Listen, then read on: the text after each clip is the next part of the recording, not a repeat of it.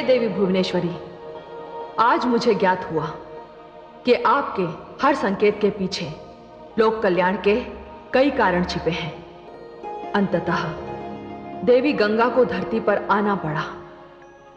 उन्हें लाने के लिए भगीरथ को कितने यत्न करने पड़े। हां महादेवी, हिमालय देवी गंगा का स्थायी निवास है, किंतु अभी तो देवी गंगा शिव की जटाओं से निकली हैं। महादेवी, उनकी यात्रा बड़ी लंबी है। इस यात्रा में एक अनोखा संगम होने वाला है। कैसा संगम महादेवी भुवनेश्वरी? यह संगम प्रयाग में होगा, जहां इस समय सरस्वती की पावन धारा बह रही है। इसका अर्थ यह हुआ देवी भुवनेश्वरी कि देवर्षि नारद अपने प्रयास में सफल हो गए। नहीं महादेवी, अभी नहीं, अभी इसमें समय है। अभी तो महाराज भगीरथ गंगा को साथ ले जाने की प्रसन्नता में हैं।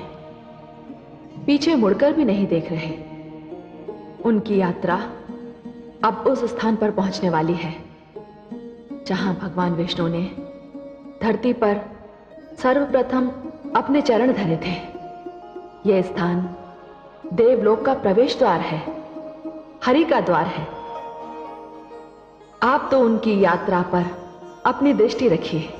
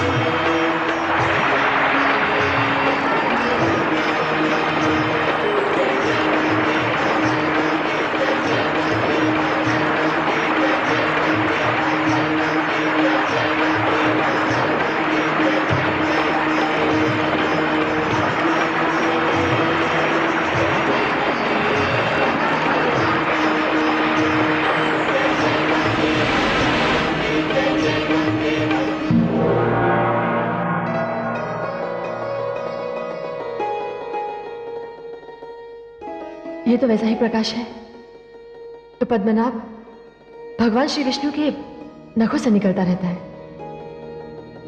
अवश्य ही नीलकंठ के चरण पड़े हैं, अन्यथा ये प्रकाश न होता।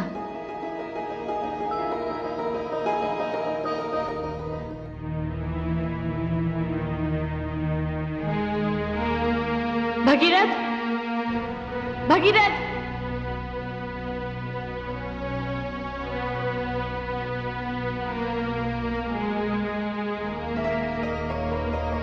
इस स्थान की परिक्रमा किए बिना तो मैं यहां से जा ही नहीं सकती।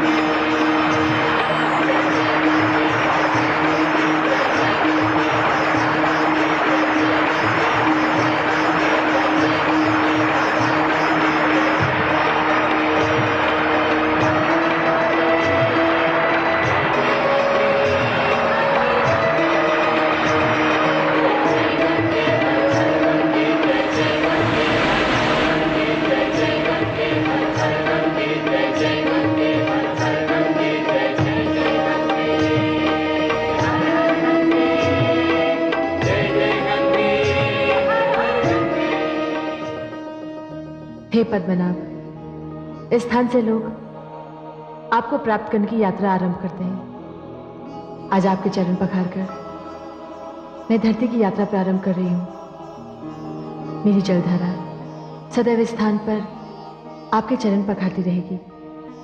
इस स्थान पर आकर मेरी पूजा करने वाला आपकी कृपा से सद्गति को प्राप्त होगा। यह स्थान हरिद्वार एक महान तीर्थ बन जाएगा।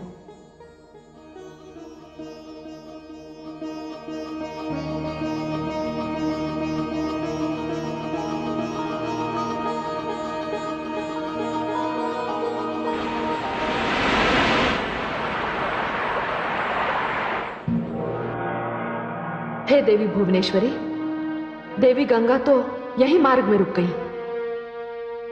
हां महादेवी, इस स्थान पर भगवान श्री विष्णु के प्रथम बार चरण पड़े थे।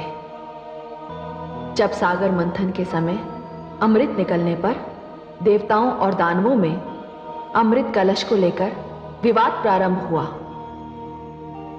तब भगवान विष्णु ने यही मोहिनी रूप धारण कर देवताओं की समस्या का निवारण किया था। मैं समझ गई देवी भुवनेश्वरी, जहां जहां भगवान विष्णु के चरणों का स्पर्श हुआ है, वहां वहां से देवी गंगा उनके चरण पखारती हुई निकलेंगी। किंतु हे देवी भुवनेश्वरी, इस भोले भगीरथ का क्या होगा?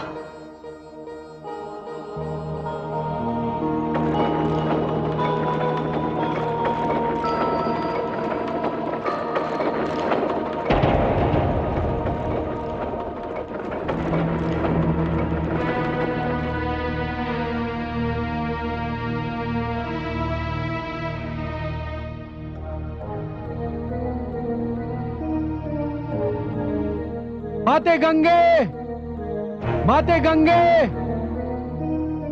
माते गंगे, माते गंगे, माते गंगे, माते गंगे। हे माता, मुझसे ऐसा कौन सा अपराध हो गया? मुझसे ऐसी कौन सी भूल हो गई माते, जिसके कारण आपने मुझसे रुष्ट होकर अपना मार्ग बदल दिया? माते गंगे, आपने तो मेरे पीछे पीछे मेरे साथ चलने का वचन दिया था। हे माता, निश्चय ही मुझसे अनजाने में कोई अपराध हुआ है। यदि ऐसा हुआ हो तो मेरा अपराध क्षमा कीजिए माते। मुझे दर्शन दीजिए, मुझे दर्शन दीजिए माते, मुझे दर्शन दीजिए।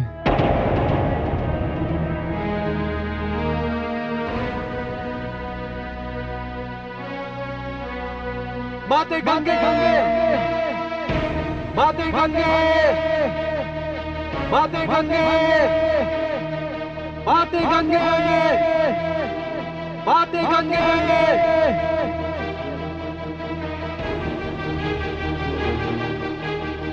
हे माते, मेरी ध्वनि का मुझ तक लौट आने से ऐसा लगता है कि जैसे आपने मेरी प्रार्थना को ठुकरा दिया। कदाचित आपको ज्ञात नहीं है माते कि मैं अपनी राजधानी से प्रण करके निकला हूं कि जब तक अपने पितरों का उद्धार होते देख नहीं लूंगा, अपने नगर लौट कर नहीं जाऊंगा माते। लौट आइए माते, आप जहां कहीं भी हैं लौट आइए। माते गंगे, माते गंगे,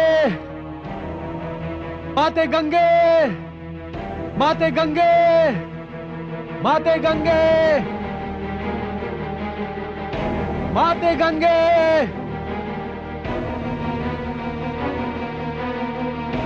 हे माता, ऐसा लगता है जैसे अब आप लौट कर नहीं आएंगी। मेरे पूर्वजों का उद्धार नहीं होगा। और माता, अब इस विषय में मैं किसी से कुछ भी नहीं कहना चाहूंगा।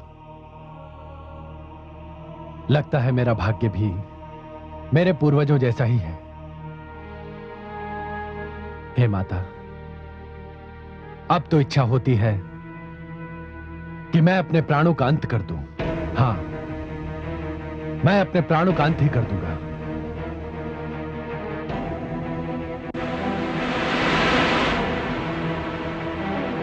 भगीरथ, भगीरथ, भगीरथ।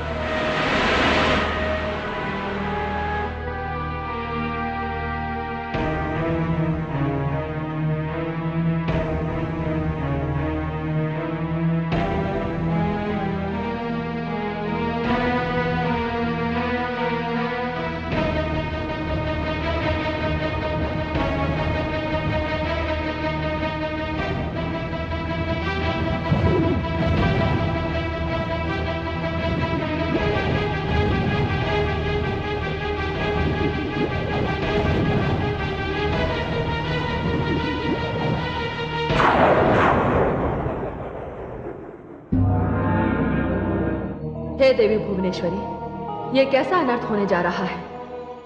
देवी गंगा को तो ये ज्ञात ही नहीं कि भगीरथ ने मन ही मन क्या निर्णय ले लिया।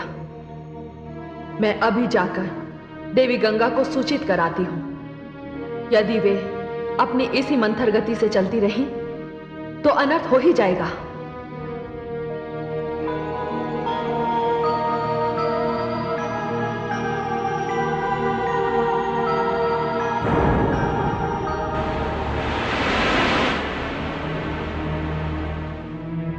भगीरथ, भगीरथ!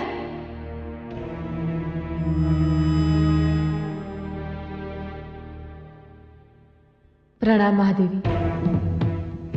देवी गंगे, प्रणाम का शिष्टाचार छोड़िए और भगीरथ की रक्षा कीजिए। भगीरथ की रक्षा? क्या हुआ भगीरथ को? देवी गंगे, अपने पूर्वजों के कल्याण के लिए वो ये समझकर आगे बढ़ रहा है कि आप उसके पीछे पीछे आ रही हैं, किंतु आपको ना पाकर वो इतना निराश हो गया कि... मैं समझ गई महादेवी। भगीरथ तो जानता ही नहीं कि मैं कहां हूं, और मुझे ना पाकर उसका निराश होना तो स्वाभाविक है। समय कम है देवी गंगा, शीघ्र उसके पास जाओ। प्रणाम।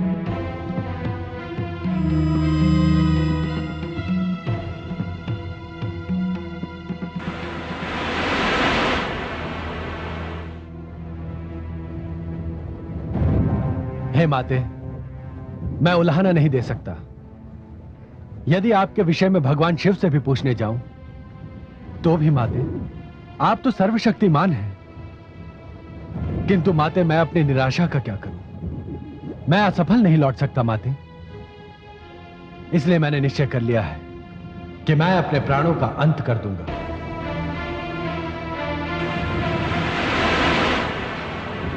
भगीरथ, ये क्या कर रहे हो? माते, आप? पुत्र भगीरथ, क्या तुम्हें मेरे वचन पर विश्वास नहीं रहा? पुत्र, यह मूर्खता से परिपूर्ण पग उठाने की क्या आवश्यकता थी?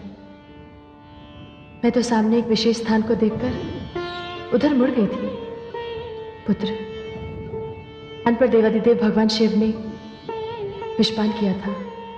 उसी स्थान पर भगवान श्री विष्णु ने मोहिनी रूप धारण करके अपने चरण धरती पर धरे थे। मैं तो उसी पावनता का स्पर्श करने गई थी। माते, मुझे क्षमा कर दीजिए। मैंने तुम्हें क्षमा कर दिया, किंतु भगीरथ, तुम मुझे साथ लेकर चल रहे हो तो एक बात ध्यानपूर्वक समझ लो। मेरा स्वभाव कौतुक भरा है। मैं जलधारा हूं भगीरथ। चंचलता मेरी विवशता है। यदि आगे भी चलते चलते मैं तुम्हारी दृष्टि से ओझल हो जाऊं तो भली भांति मेरा पता लगाना। मैं तुमसे फिर कहती हूं भगीरथ, मैं गंगा हूं, तुम्हारे साथ चल पड़ी हूं। पुत्र, मैं वापस नहीं लौटूंगी। तुम्हारा कार्य तो मुझे पूर्ण करना ही है। माते, मुझे क्षमा कर दीजिए। मुझे क्षमा कर दीजिए माते।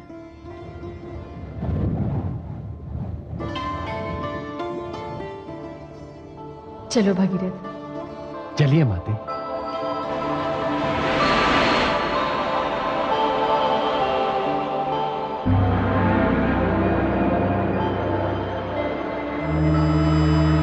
नारायण नारायण।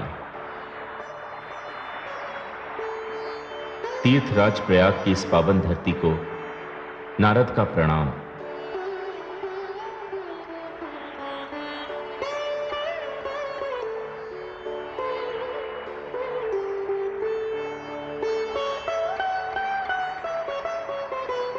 माते,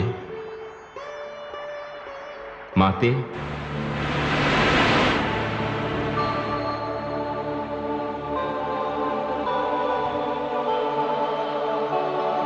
पुत्र नारद। प्रणाम माते। माते, आपके पुत्र का कार्य संपन्न हुआ। महाराज भगीरथ देवी गंगा को लेकर चल पड़े हैं। वे किसी भी क्षण यहां पहुंचेंगे और शीघ्र ही ब्रह्मलोक का सूनापन आपके आगमन से समाप्त हो जाएगा। पुत्र नारद, अपनी माता पर ही नहीं, तुमने इस पृथ्वी पर भी उपकार किया है। पुत्र, गंगा के आगमन से पृथ्वी धन्य हो जाएगी। माते, यही शुभ समाचार देने में यहां आया था। अब ब्रह्मलोक जाकर पिताश्री आदि प्रजापति ब्रह्मा जी को भी यह समाचार दे दूं। तेरा कल्याण हो पुत्र। प्रणाम माते। नारायण नारायण।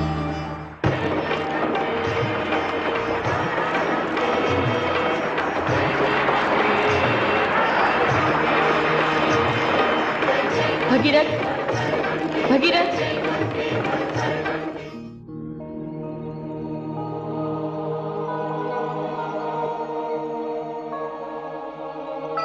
क्या बात है माते? ये हम किस स्थान पर आ गए पुत्र? हे माते, मैंने मार्ग में एक ऋषि से पूछा था। यह स्थान तीर्थों का राजा प्रयाग है। हाँ पुत्र, मुझे भी ऐसा ही प्रतीत हो रहा है। पुत्र भगीरथ, तुम्हें यहीं रुककर कुछ समय मेरी प्रतीक्षा करनी होगी। मैं महादेवी सरस्वती से मिलकर आती हूँ। महादेवी सरस्वती? हाँ, वो जो दूर जलधारा तुम्हें दिखाई दे रही है, वो देवी सरस्वती की जलधारा है। पुत्र, तुम्हें महादेवी सरस्वती का भी आभार मानना चाहिए, क्योंकि उन्हीं के कारण मैं धरती पर आई। अन्यथा मेरा तुम्हारे साथ आना संभव ना होता पुत्र। मैं चलती हूँ।